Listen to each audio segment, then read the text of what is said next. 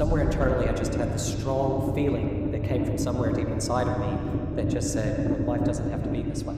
And there's an infinite potential for it. I didn't then. A lot of people these days don't spend any time on their minds. Hey, this is our question and answer episode. We love getting the questions from you guys. It really gives us something to talk about and something to debate. Just to reiterate, we don't know what these questions are, so we're straight off the cuff. Right, first question. What's your philosophy on creating wealth, and what do you think about earning money versus keeping it?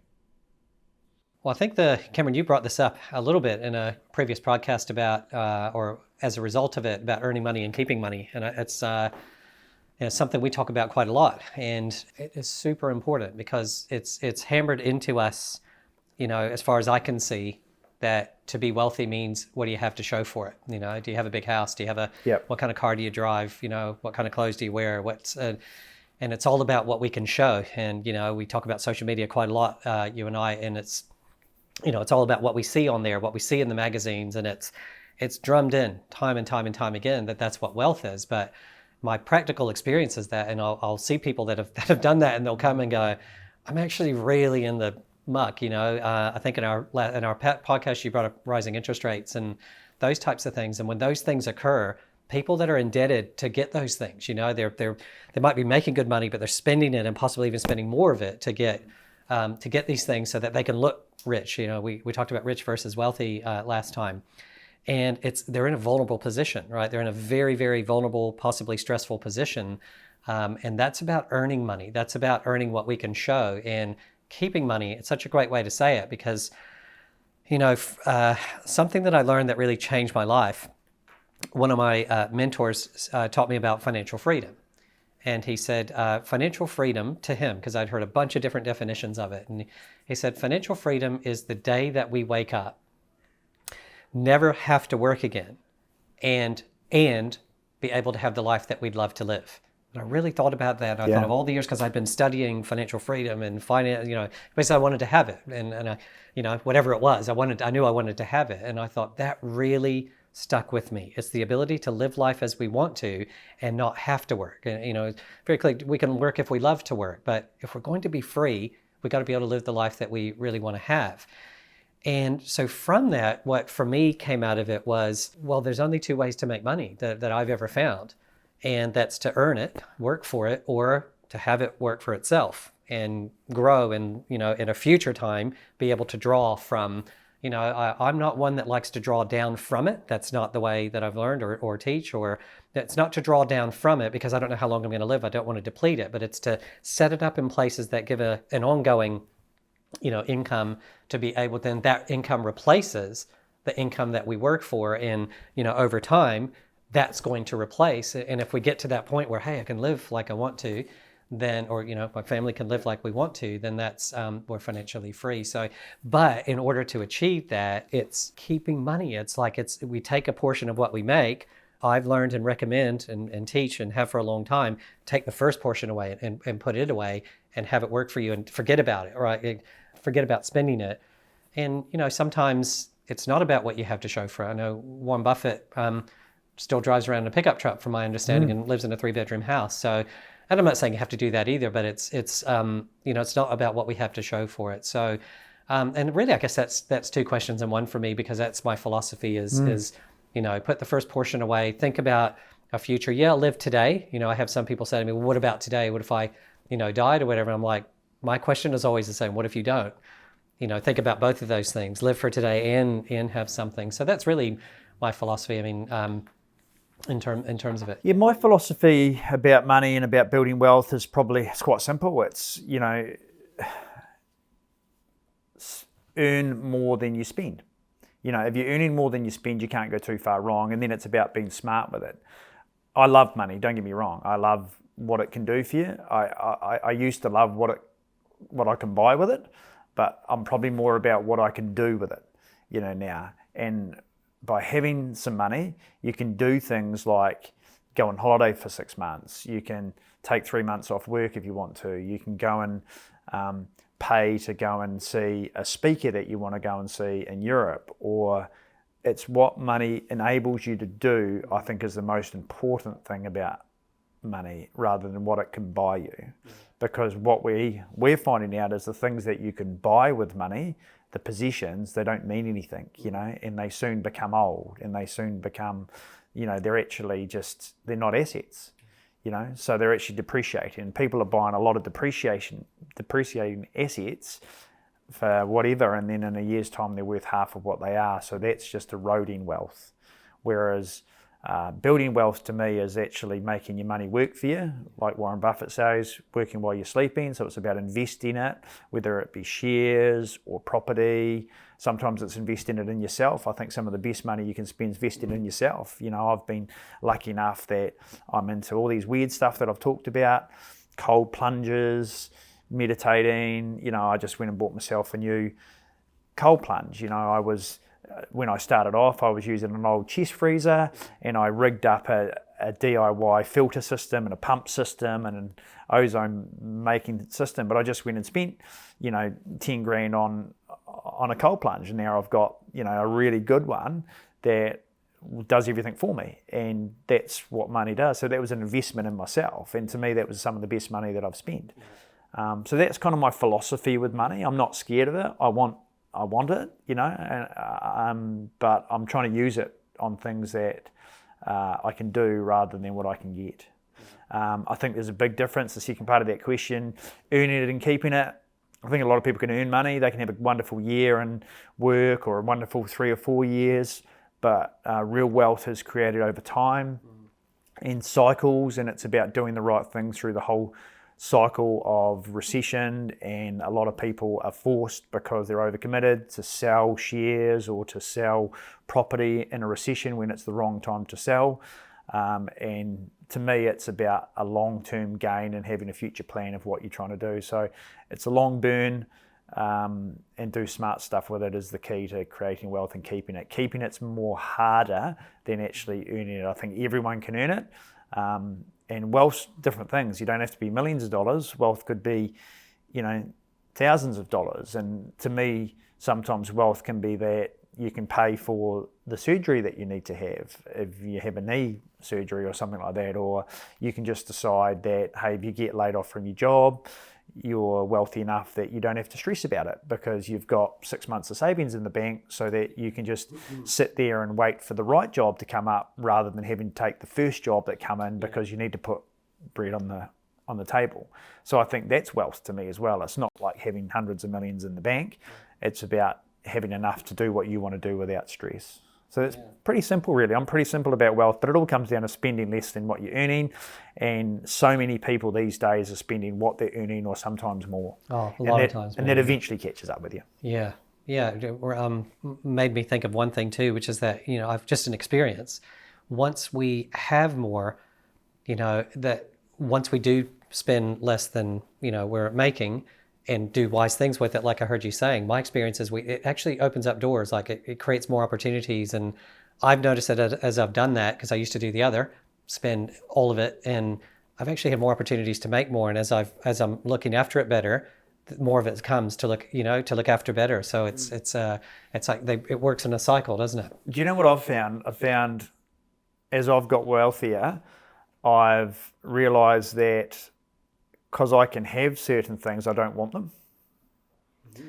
And what I mean by that is, when I was earlier in my career, I wanted to have, one of the first cars that I wanted to have was a Holden Club Sport. And I just wanted to have it, And I probably, when I bought that car, I had a loan on it. And when I got it, I thought it would make me happy. I'm in a situation now, and I've owned Lamborghinis and all sorts of different cars. I can kind of go and buy any car that I want to buy at the moment, and I don't, like I kind of been looking around for cars, and, not to put on Instagram, but, I can buy any car out there that I really want to buy, and I'm not even that excited about it, and I'm not talking about toy cars, I'm talking about a work car. I've had the same work car now for 3 years. It's a Mercedes, it's a great car. I could go and buy another one 2 years ago if I wanted to and replace it every year, but I just don't, because I know that it's not something that I'm excited about doing. Mm-hmm. So it's really interesting how I've gone from spending my money. I used to kind of upgrade my cars every year or change my cars every year, but I get fussier on what I want to buy as well, because I'm actually now looking around for the car that I really want, and it's hard. Maybe have greater appreciation for it than just doing it to do it. It's really funny how when you can buy anything, you don't want anything. Yeah. It's like Warren Buffett and it's like Bill Gates. They've got so much money they can literally have anything in the world, and they still wear, they don't wear designer label clothes. Warren Buffett, as you said, lives in his 3-bedroom house he's lived in for 60 years. They can have anything in the world and they have nothing. Yeah. So, what we do find is that the stuff we want, we don't really want. We actually want it for other people, not for ourselves. Except for what you said, like when I heard you talk about your cold plunge, like that's something that means something to you, right? And then that's money worth spending in there. Yeah. But I've got these things in my mind that I want to do at the moment. Like I want to go to, Europe and do a retreat with Wim Hof, because I'm big on cold plunge, and you can actually pay, and every year he does a retreat and you can go with him and, meet Will. And I think that's the advantage of having money, is that you can actually put yourself in these situations where you can go and meet people and do experiences that, unfortunately you can only do with money. Mm-hmm. But the people that you can use to connect yourself with would be amazing, Well, that's a great philosophy. I mean, how about, money is there to help you live the life you want to live. Yeah. Right? If it's used for that. And that's a great philosophy, isn't it? And I think what we're saying is that for now and the future as well. Yeah. Interesting topic. It is, but I have a feeling we might do a whole podcast on that one sometime. Yeah. All right, second question. So both of you are obviously very good at what you do. You found what comes naturally to you. How did you find what that was, and how did you know that it was the thing when you came across it? Look, I'm really good at real estate, but I think real estate is not about houses, and it's not about real estate, it's about people.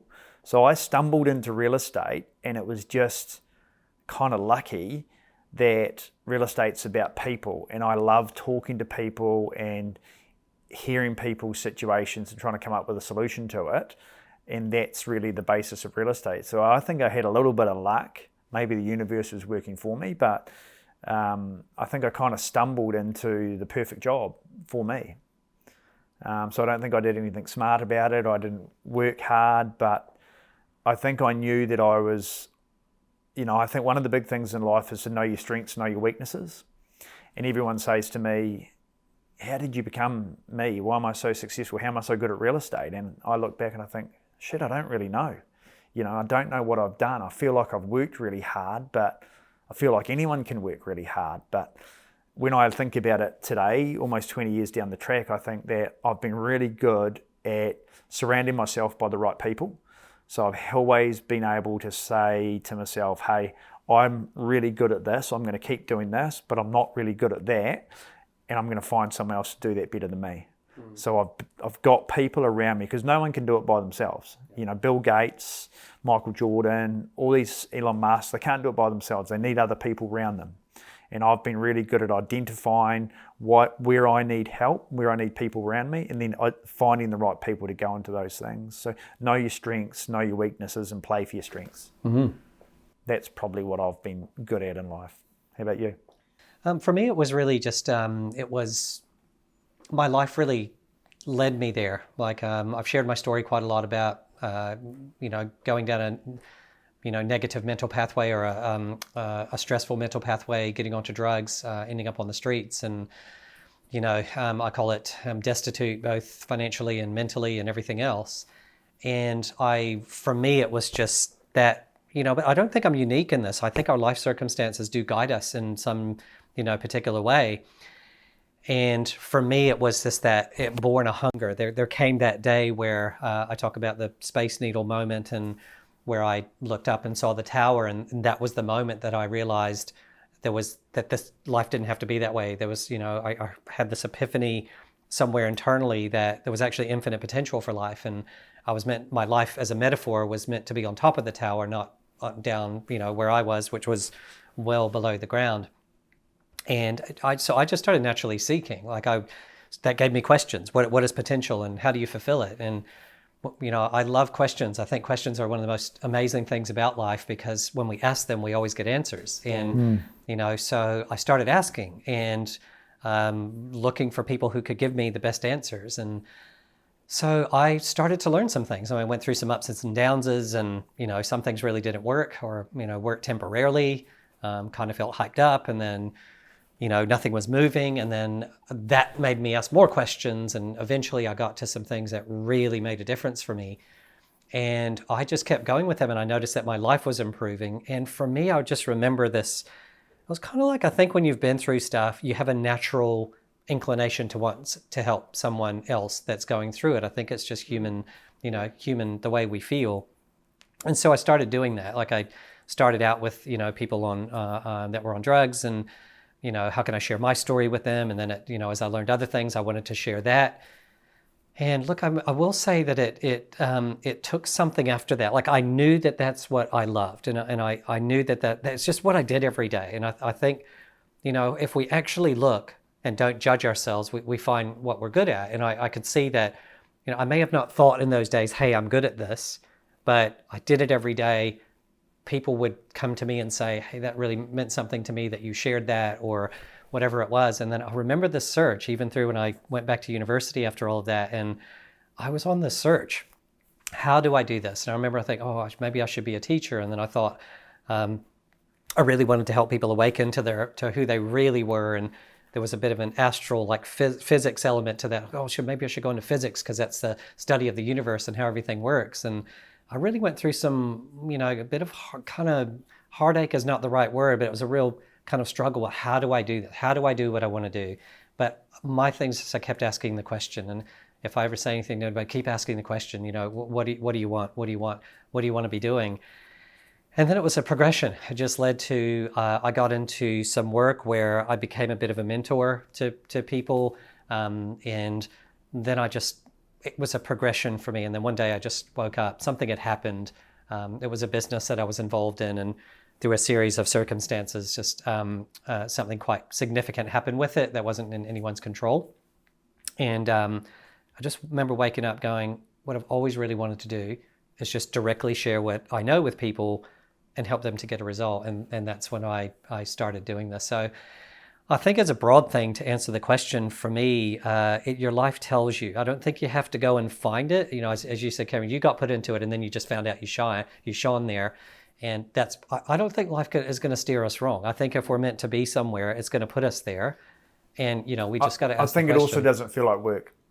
Like I remember when I started my real estate career, I loved it. I loved the excitement of it, and the chase and the hunt, and real estate, you eat what you kill. And I love that attitude. I love that word. And, I still get excited about that today. So, like 19, 20 years down the track, I'm kind of good at the moment. I could flick the switch and not work anymore if I wanted to, and live off my buildings and the properties that we own. But I actually go to real estate, and I meet people every week that I think, I love doing this, Yeah.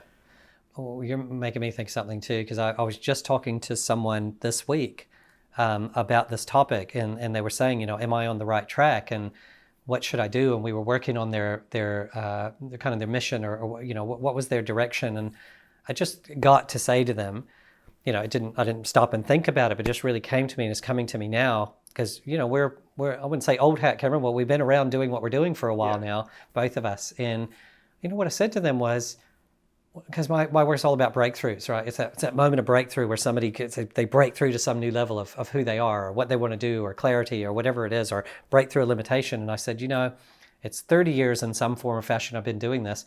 I get as much, you just reminded me of this, I get as much fulfillment and satisfaction. I would probably say even more satisfaction out of that moment than I did when I first started. And I think that's key, because if something gives you that much joy, like you as you said, you could do anything you want, but that interaction, and it's there. I think that's how you find what you're good at, because you never get enough of it, and you still get that fulfillment and joy from it. I think, last thing, also having an understanding that it's not always going to be, you're not always going to love it.